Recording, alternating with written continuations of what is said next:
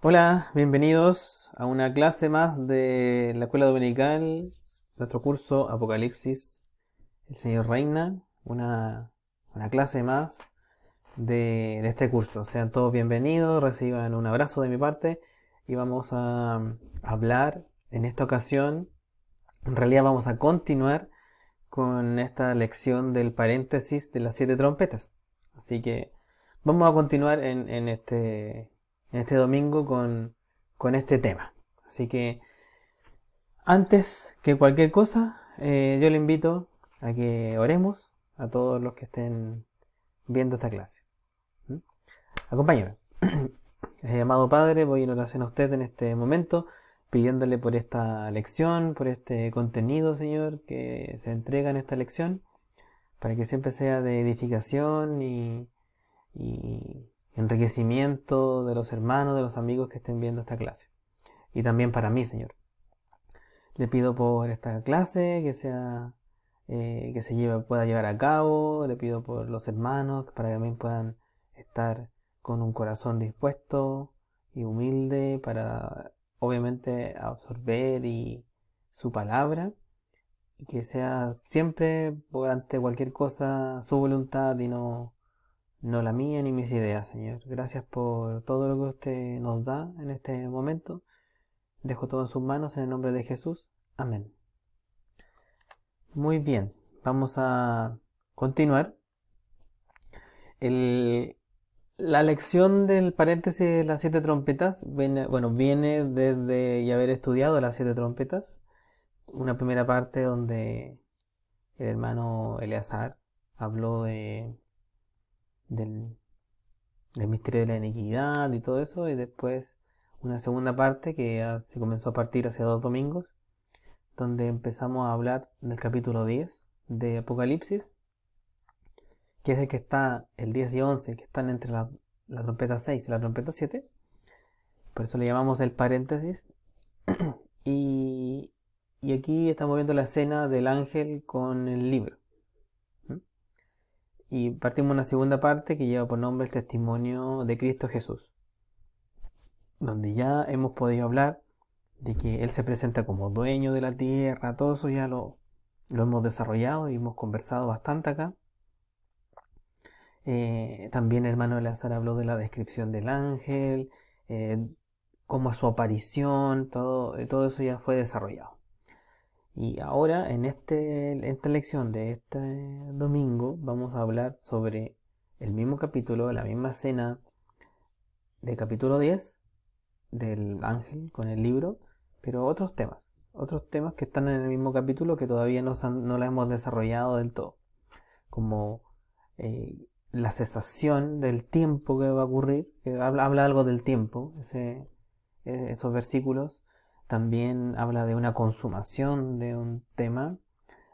Y después tenemos la escena donde Juan eh, come el librito que le pasa a este ángel. Entonces eso es lo que vamos a desarrollar en este domingo. Pero para no yo tratar de resumirle el capítulo, lo vamos a leer completo. Pero antes de leerlo completo, el capítulo 10, para que volvamos a recordar dónde estamos, en el contexto en el que estamos, eh, estamos viendo los eventos por venir, estamos viendo el libro de Apocalipsis. Recuerde que todo lo que estamos hablando en este momento ocurre en una sola ventana de tiempo, que es los 3 años y medio, la segunda parte de la tribulación, que dura 7 años. Esos son los últimos 3 años y medio de la gran tribulación, antes del evento de la venida del Mesías, de la segunda venida de Cristo. Así que antes de ahí, estamos ahí.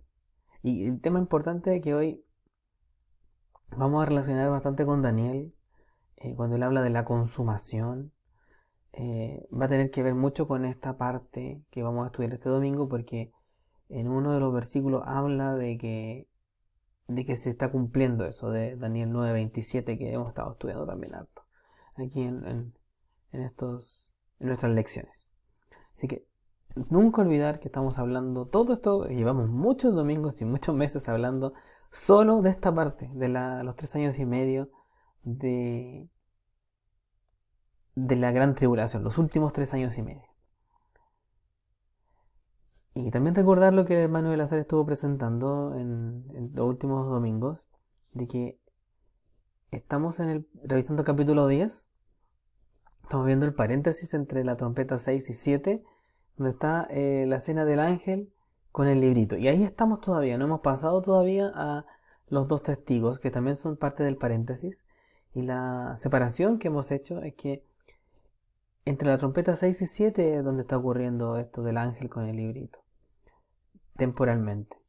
Sin embargo, los dos testigos ocurrirían es un evento que ocurriría por 1260 días, o sea, por los 3 años y medio, o sea, por toda la parte última de la gran tribulación.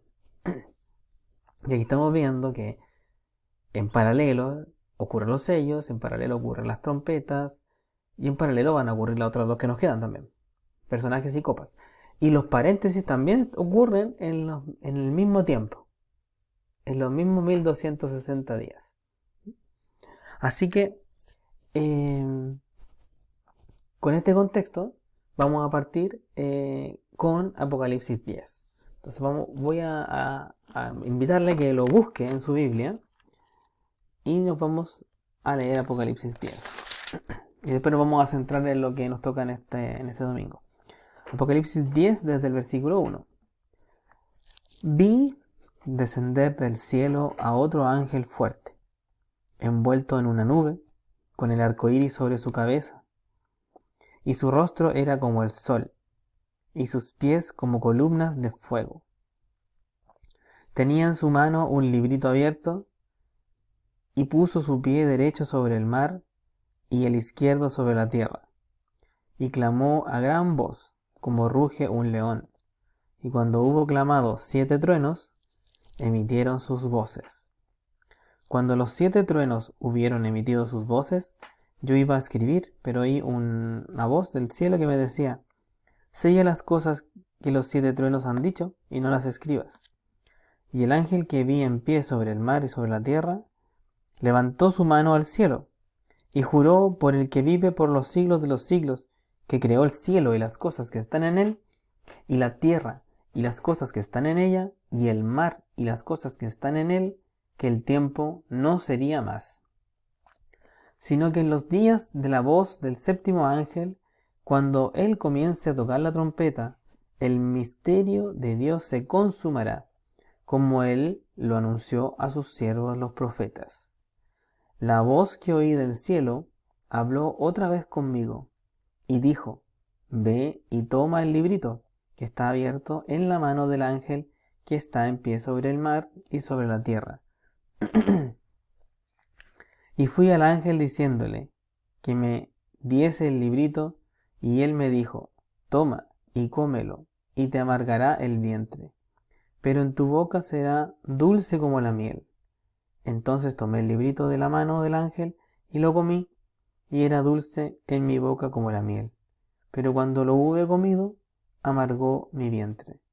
Y él me dijo: es necesario que profetices otra vez sobre muchos pueblos, naciones, lenguas y reyes. Entonces, hablemos de Apocalipsis 10, del 5 al 7. Dice: y el ángel que vi en pie sobre el mar y sobre la tierra, levantó su mano al cielo, y juró por el que vive por los siglos de los siglos, que creó el cielo y las cosas que están en él, y la tierra y las cosas que están en ella, y el mar y las cosas que están en él, que el tiempo no sería más, sino que en los días de la voz del séptimo ángel, cuando él comience a tocar la trompeta, el misterio de Dios se consumará, como él lo anunció a sus siervos los profetas. Tanto el versículo 5 como el 6, hay un tiempo que cesa, que termina. ¿Cuál es el tiempo que no sería más? ¿Cuál es el tiempo que se está acabando? Que el tiempo se ha cumplido. ¿por qué va a parar el tiempo? Es una de las preguntas que nos hacemos.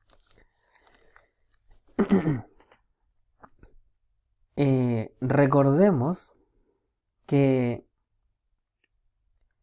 bueno, aquí también el ángel dice en el versículo 5, dice, y el ángel que vi en pie sobre el mar y sobre la tierra levantó su mano al cielo y juró por el que vive por los siglos de los siglos, que creó el cielo y las cosas que están en él, y la tierra y las cosas que están en ella, y el mar y las cosas que están en el mar, que el tiempo no sería más. El tiempo que no sería más, ¿cuál es el tiempo que no sería más?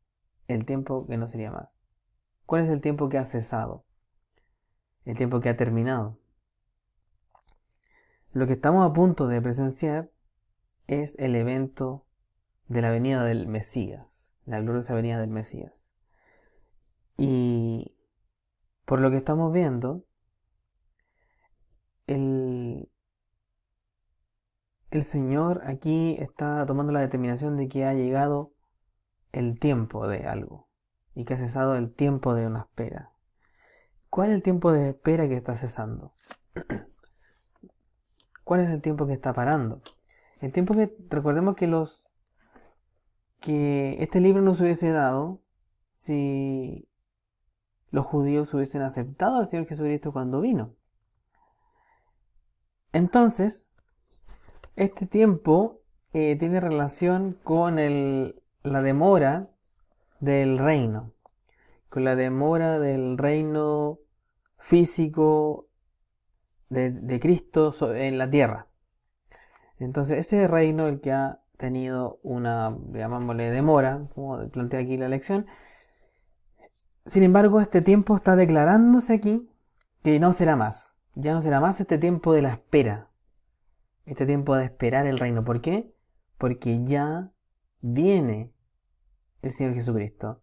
Ya viene el tiempo después. Como dice el versículo 7, el mismo que leímos.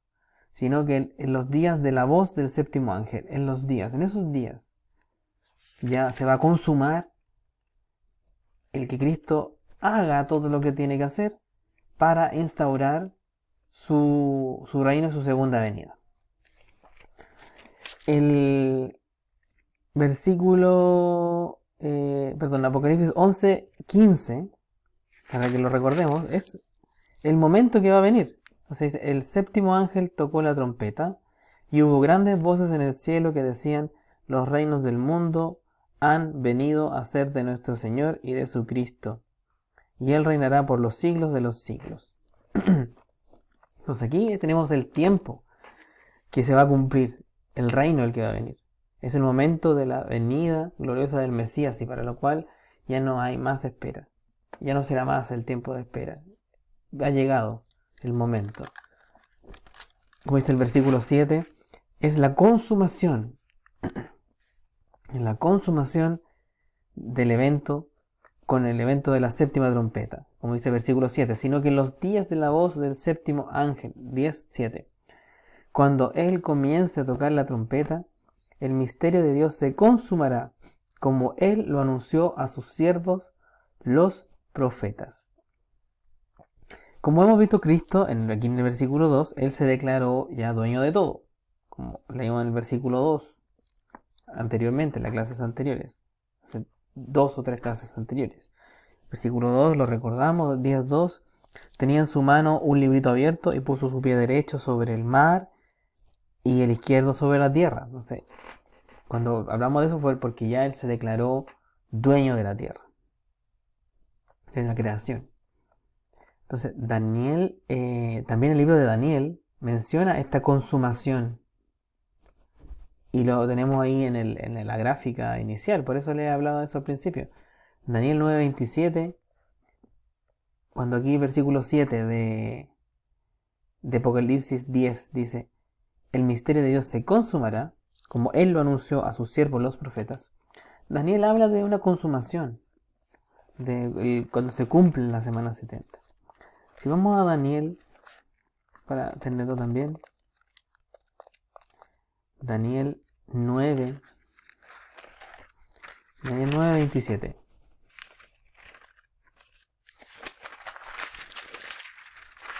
Daniel 9:27 dice: y por otra semana confirmará el pacto con muchos.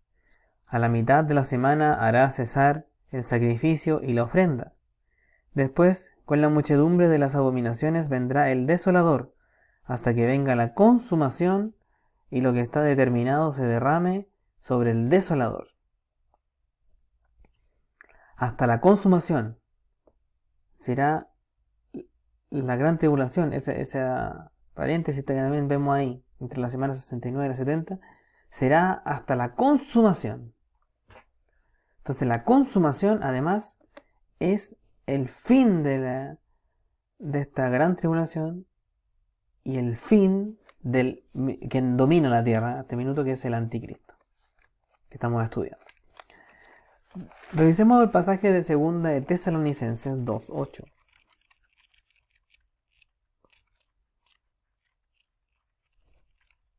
Segunda carta de Pablo a los tesalonicenses.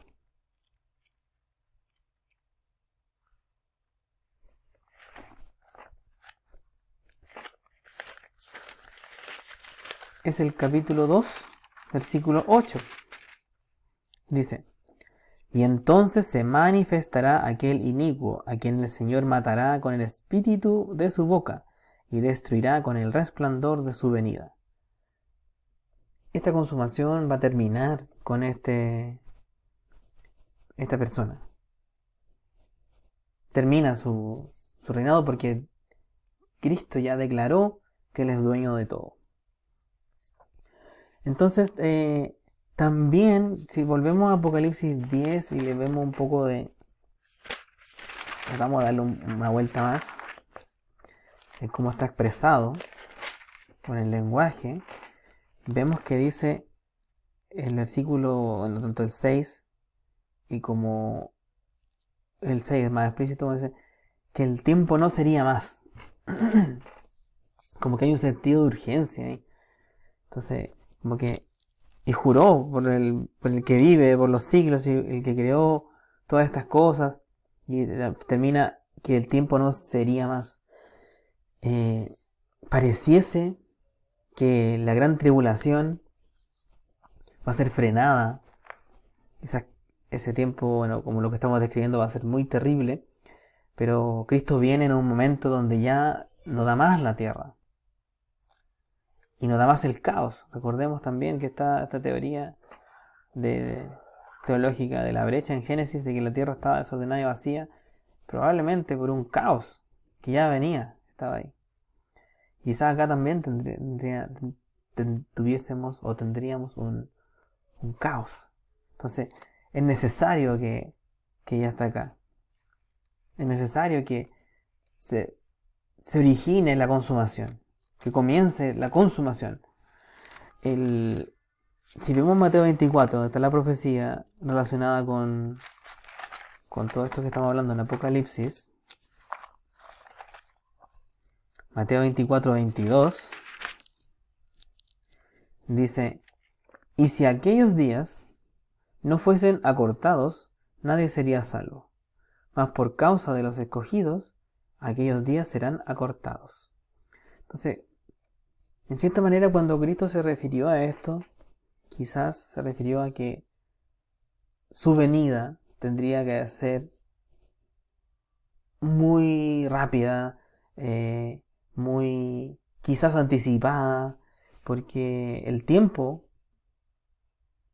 el tema se iba a ir de las manos a Anticristo y iba a tener que intervenir.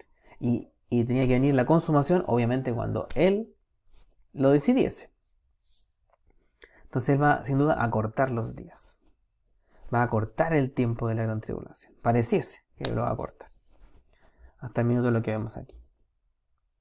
Entonces, esta consumación que estamos hablando, dice que el pasaje de Apocalipsis 10:7 fue anunciada antes. Bien interesante. Dice que fue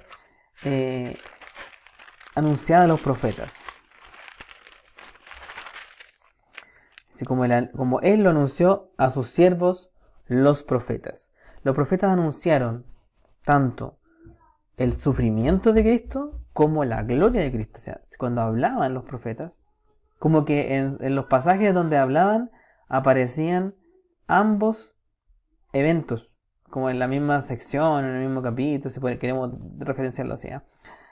Pero ambos eventos aparecen juntos, como que no se diferencian en tiempo el padecimiento de Cristo como la gloria de Cristo, como que no logramos diferenciar en la lectura la primera venida de la segunda, como que siempre los describen juntos. Y obviamente, porque lo que vamos a ver ahora, ellos no tenían esa perspectiva de total, pero sí tenían el contexto, no tenían el contexto de tiempo en cuanto iba a ocurrir esto. No sabían que la ventana entre la semana 69 y 70 de Daniel iban a ser más de 2000 años. No sabían eso, ni tampoco sabían todo este tiempo que ha ocurrido desde que vino Cristo hasta hoy. Entonces, por eso que a nivel de lectura aparentemente se ven juntos. Pero sí anunciaron todo esto. Entonces los profetas anunciaron tanto el padecimiento de Cristo, que ocurre en la primera venida, como su gloria, que va a ocurrir en la segunda venida. Si vamos a la primera carta del apóstol Pedro, en el capítulo 1, versículo 10 y 11. Los profetas que profetizaron de la gracia destinada a vosotros, inquirieron y diligentemente indagaron acerca de esta salvación, escudriñando qué persona y qué tiempo indicaba el Espíritu de Cristo que estaba en ellos, el cual anunciaba de antemano los sufrimientos de Cristo y las glorias que vendrían tras ellos. O sea, hablaron de las dos cosas, de los sufrimientos de Cristo, y bueno, ya Pedro aquí entendiendo que ya había ocurrido el rechazo del pueblo al Mesías, las que vendrían tras esta primera venida. O sea, ahí lograron encajar de que hay una primera y una segunda venida. Entonces, Lucas 4, en Lucas 4, vamos a leer Lucas 4, el Señor Jesucristo cita una de estas profecías.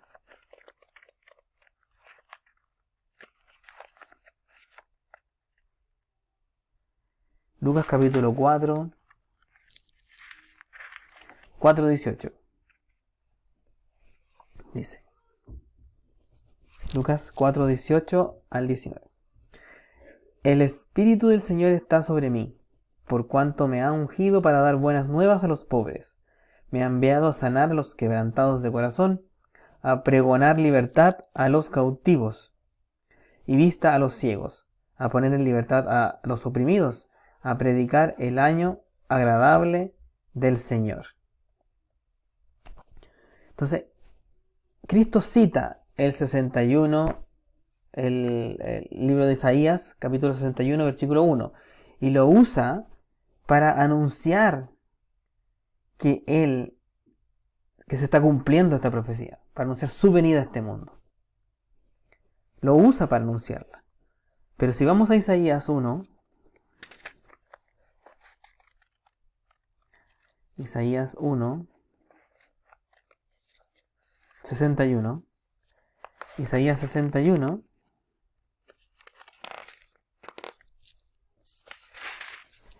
Isaías 61, versículo 1 y 2.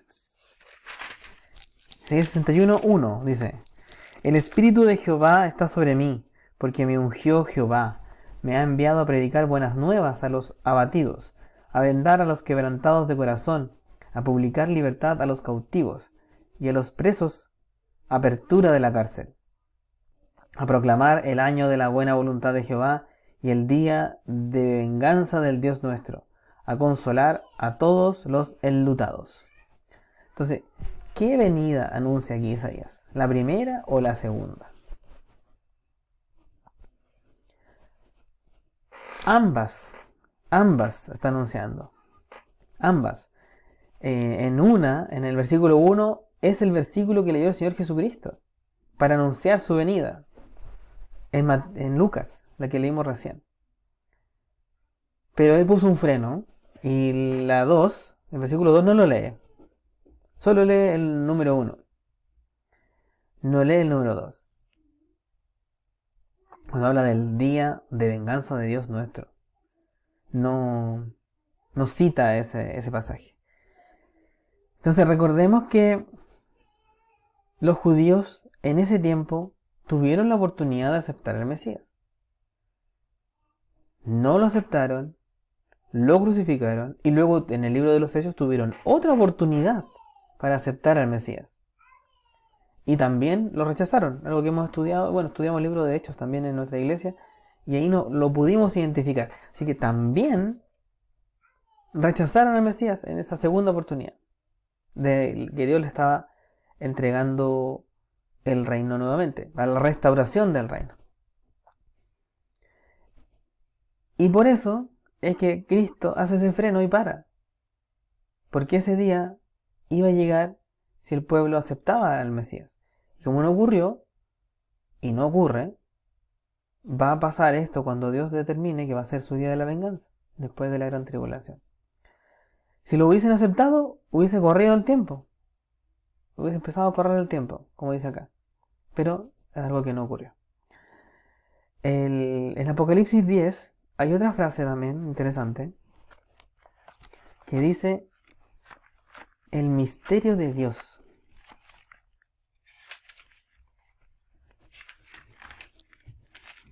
Dice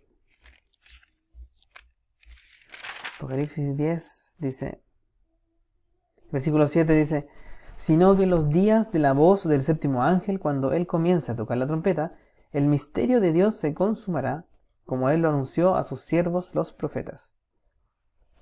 Dice el misterio de Dios. Recordemos que el versículo 11-15, cuando toca la trompeta, Cristo viene a tomar lo suyo. Que eso también lo estudiamos antes incluso lo estudiamos en la séptima trompeta. Versículo 11-15 dice, el séptimo ángel tocó la trompeta y hubo grandes voces en el cielo que decían, los reinos del mundo han venido a ser de nuestro Señor y de su Cristo, y él reinará por los siglos de los siglos. O sea, Cristo viene a tomar lo suyo, en primer lugar. Entonces puede ser, esto es una tesis del estudio aquí, puede ser de que este misterio de Dios que se consuma tiene relación con el reinado que tiene Satanás en la tierra. Porque no sabemos la razón por la que Satanás tiene el control de la creación del todo, así claramente. O no lo logramos descifrar del todo. Sabemos por la Biblia que le da esa potestad y Satanás lo declara, que le da esa potestad, pero el por qué lo hizo lo que hizo, es algo que nosotros no lo tenemos muy en detalle. Entonces, veamos un pasaje en Isaías 14. El libro de Isaías 14, 12. 14, 12 dice, ¿cómo caíste del cielo, oh lucero, hijo de la mañana? Cortado fuiste por tierra, tú que debilitabas a las naciones, tú que decías en tu corazón, subiré al cielo en lo alto junto a las estrellas de Dios, levantaré mi trono y en el monte del testimonio me sentaré a los lados del norte. Sobre las alturas de las nubes subiré y seré semejante al Altísimo. Sabemos que tenía esta intención Lucero y como que se cumplió. Dios le dio esa atribución de dominar el planeta Tierra. Así que para nosotros todo esto es un misterio. Lo que sí, si se trata de esto, tendría que ver con lo que vemos más adelante en 34.8. Isaías 34.8. Bueno, tiene que ver quizás con todo el tema de la Biblia, que se trata al final del reino. De quién se va a quedar con el trono finalmente. 34.8 dice, porque es día de venganza de Jehová, año de retribuciones en el pleito de Sión.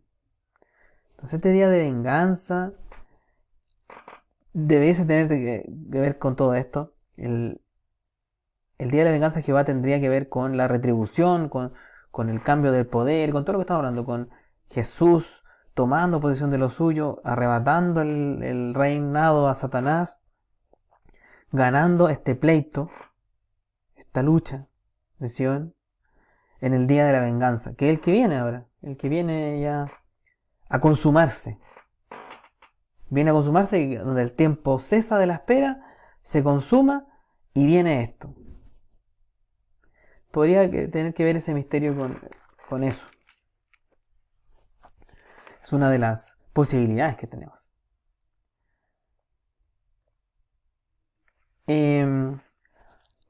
Así que lo importante acá, hasta acá, es que en los días de la gran tribulación, este ángel, lo que estamos viendo ahora, vimos un poco la descripción del ángel, ya sabemos quién es el ángel, que es Cristo.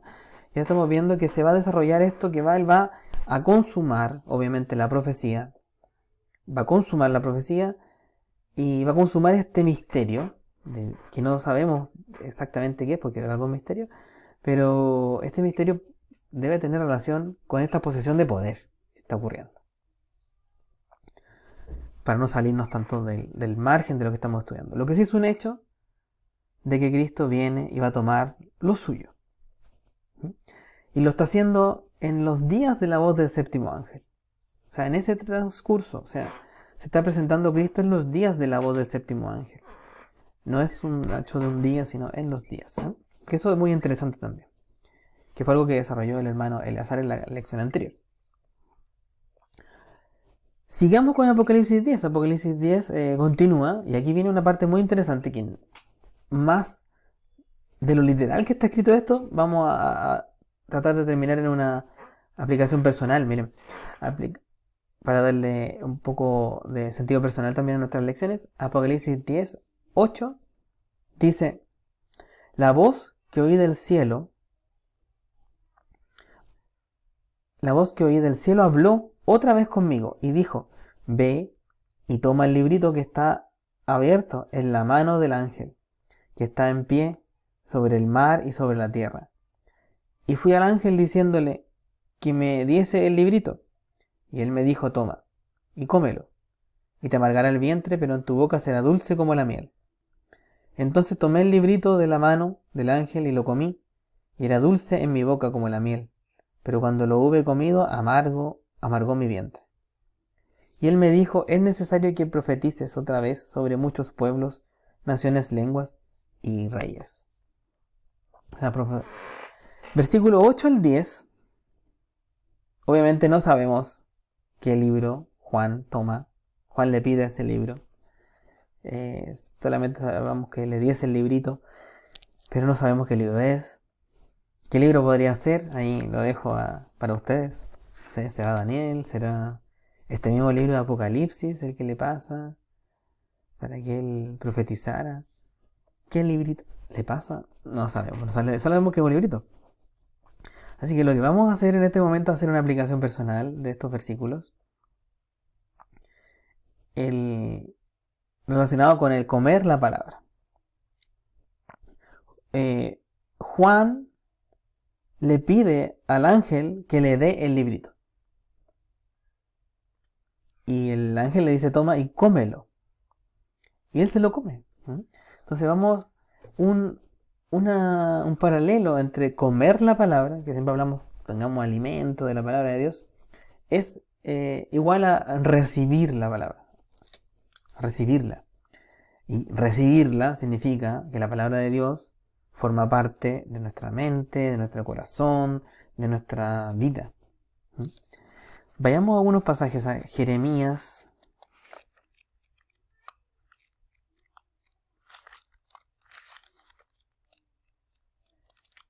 Jeremías 15, 16. Jeremías 15, versículo 16. Dice: fueron halladas tus palabras, y yo las comí. Y tu palabra me fue por gozo y por alegría de mi corazón, porque tu nombre se invocó sobre mí, oh Jehová, Dios de los ejércitos. Jeremías escribe acá que halló esas palabras de Dios y la comió. Y la palabra fue por gozo y alegría en su corazón. Entonces él recibió la palabra, la digirió. También Santiago 1:21. Santiago 1:21 dice: por lo cual, desechando toda inmundicia y abundancia de malicia, recibid con mansedumbre la palabra implantada, la cual puede salvar vuestras almas. Dice, recibid con mansedumbre la palabra. La palabra se come o se recibe. Eso es lo importante. Se recibe con mente, con corazón, con experiencia de vida, poniéndola en práctica. La palabra de Dios habla, como dice acá, salva nuestras almas. La palabra de Dios habla de vida eterna, habla de amor de Dios, habla de la salvación, habla del perdón de pecados, da esperanza, paz, como leímos, que Jeremías se gozaba, y en Santiago también podemos deducir lo mismo. Es gozo y alegría la palabra de Dios. Salmo 19:10, para confirmar lo que escribía en estos salmos. Salmo 19:10. Salmo 19:10.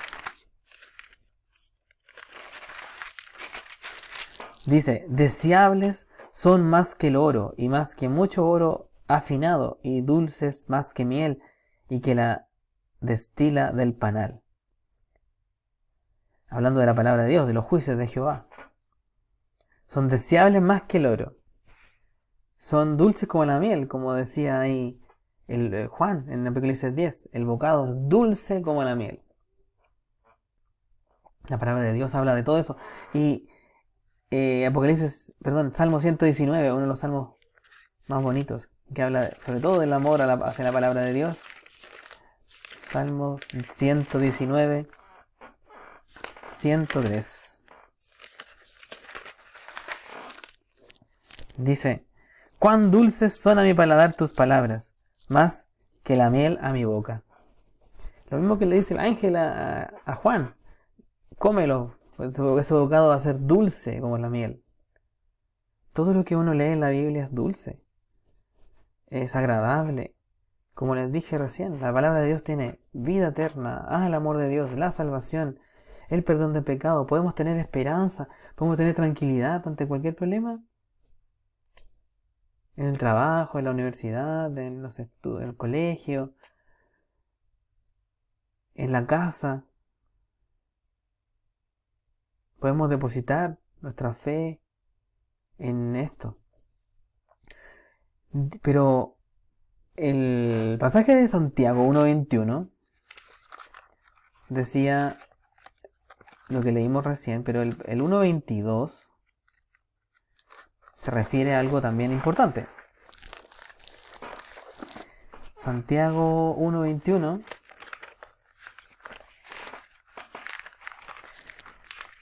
Santiago 1:22 dice, Santiago 1:21 el que leímos, pero por lo cual, desechando toda inmundicia y abundancia de malicia, recibid con mansedumbre la palabra implantada, la cual puede salvar vuestras almas. Recibamos la palabra, recibámosla, es dulce como la miel. 22. Pero sed hacedores de la palabra, y no tan solo oidores, engañándoos a vosotros mismos. O sea, el recibir la palabra implica hacer la palabra. Va de la mano, juntos. ¿Por qué? Porque Dios quiere que andemos en luz. Dios quiere que lo oculto no exista en nuestras vidas. Que lo oculto y escondido salga a la luz. ¿Para qué? Para no hacerlo. El pecado se revela, entonces si se revela, nosotros no vamos a querer exponer nuestro pecado. Entonces vamos a sentir freno de eso. La primera carta de Juan 1:7. Hermanos, no os escribo mandamiento nuevo, sino el mandamiento antiguo que habéis tenido desde el principio. Este mandamiento antiguo es la palabra que habéis oído desde el principio. Perdón, leí el 2:7, el 1:7. Pero si andamos en luz, como Él está en luz, tenemos comunión unos con otros. Y la sangre de Jesucristo, su Hijo, nos limpia de todo pecado. Tenemos que andar en luz. En luz. Y Juan el Evangelio de Juan, quien mismo escribió esta carta, quien mismo escribió Apocalipsis. Juan, capítulo 3, versículo 19. Y esta es la condenación, que la luz vino al mundo, y los hombres amaron más las tinieblas que la luz, porque sus obras eran malas. Porque todo aquel que hace lo malo aborrece la luz, y no viene a la luz para que sus obras no sean reprendidas. Mas el que practica la verdad viene a la luz, para que sea manifiesto sus obras, que sus obras son hechas en Dios. ¿Ven?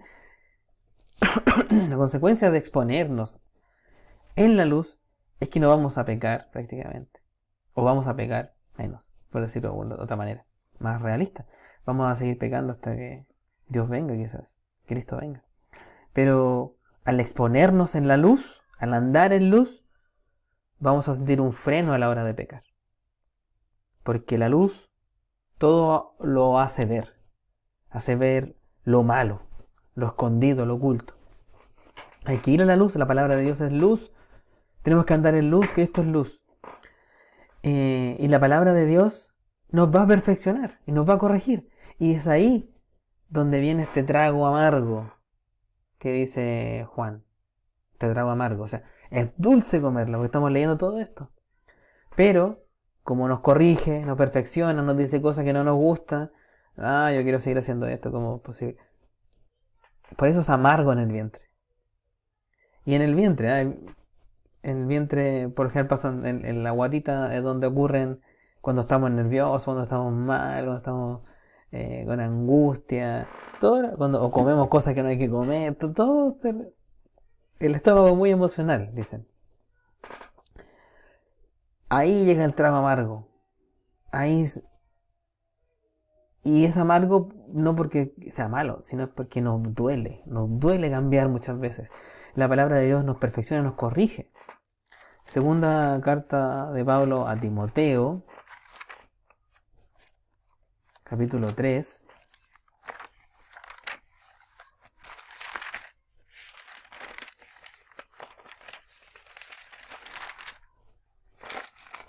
Vamos a buscar aquí Timoteo. Es la segunda carta a Timoteo, capítulo 3, versículo 16.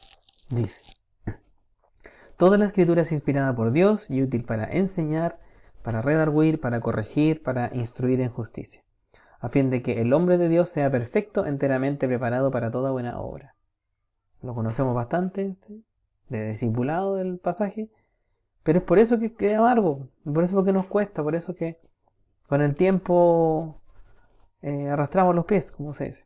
Porque es difícil, son luchas después, en el tiempo. Pero no es imposible, porque si uno se va y trata de buscarla esta luz, y seguir la luz y andar en luz, va a estar preparado para toda buena obra, como dice el pasaje. Esa es la conclusión, el fin. Si usted se deja enseñar, se deja darguir, se deja corregir o instruir por la palabra de Dios, va a estar preparado para la buena obra. Efesios 5, 25. Efesios 5, versículo 25.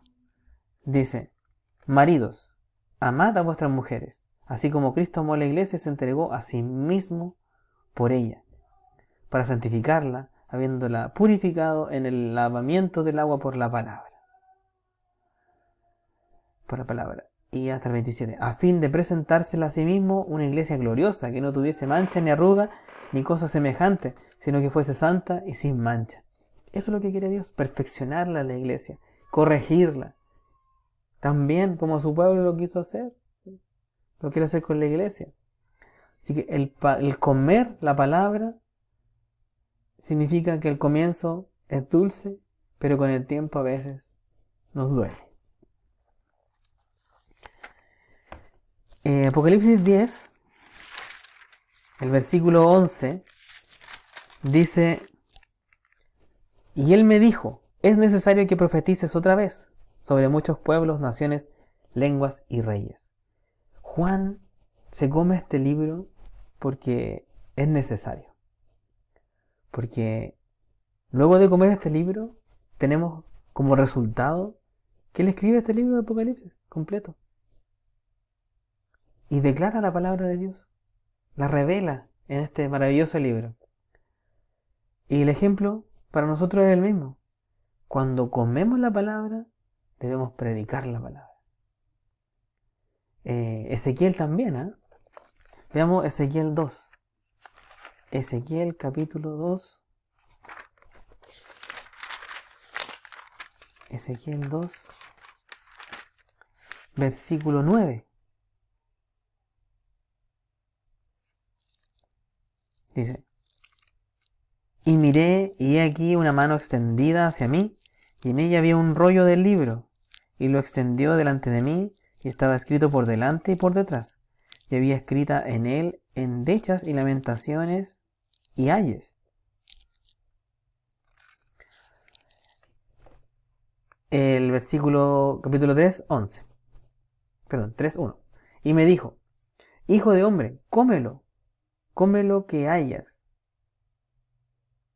Come este rollo, y ve y habla a la casa de Israel. Y abrí mi boca, y me hizo comer aquel rollo. Y me dijo: hijo de hombre, alimenta tu vientre y llena tus entrañas de este rollo que yo te doy. Y lo comí, y fue en mi boca dulce como miel. Igual que Juan.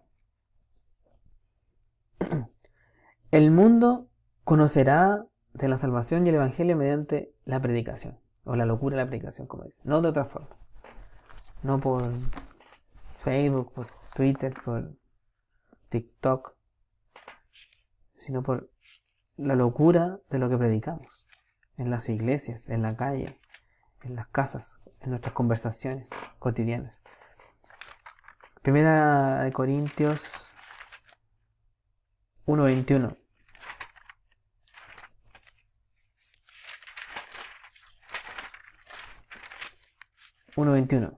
Pues ya que en la sabiduría de Dios el mundo no conoció a Dios mediante la sabiduría, agradó a Dios salvar a los creyentes por la locura de la predicación. Luego de comer la palabra, nosotros tenemos que tener la voluntad de hablar de ella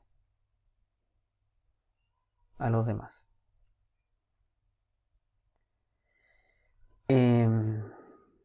Y es importante que lo consideremos. Para cerrar esta lección, ¿qué tenemos hasta ahora? Durante el juicio, Cristo va a descender a manifestarse el remanente de judíos. Va a declarar la consumación del misterio de Dios. Dios va a terminar con el reinado de Satanás sobre la tierra. Le va a dar un librito a Juan que él come y luego profetiza a todo el mundo. Y antes de pasar al capítulo 11, les dejo esta reflexión para estos días, que es parte de la aplicación personal que tenía esta lección. ¿Quién comió el librito? La respuesta es Juan. ¿Lo comió solo o lo obligó Dios? Vemos que lo comió solo porque él se lo pidió. ¿Está usted comiendo de la palabra de Dios por sí solo o está obligado? ¿O depende de alguien para hacerlo? Que alguien le diga, o depende de ir a la iglesia para leer, para estar comiendo de la palabra de Dios. Y le dejo un pasaje para cerrar. Segunda Timoteo 2:15. Segunda carta de Pablo a Timoteo 2:15. Procura con diligencia presentarte a Dios aprobado, como obrero que no tiene de qué avergonzarse, que usa bien la palabra de verdad.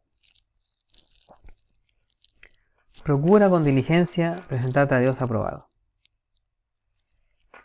Coma de la palabra por voluntad propia, ojalá. Y use la palabra para su bien, para el bien de otros, para su salvación y salvar a otros.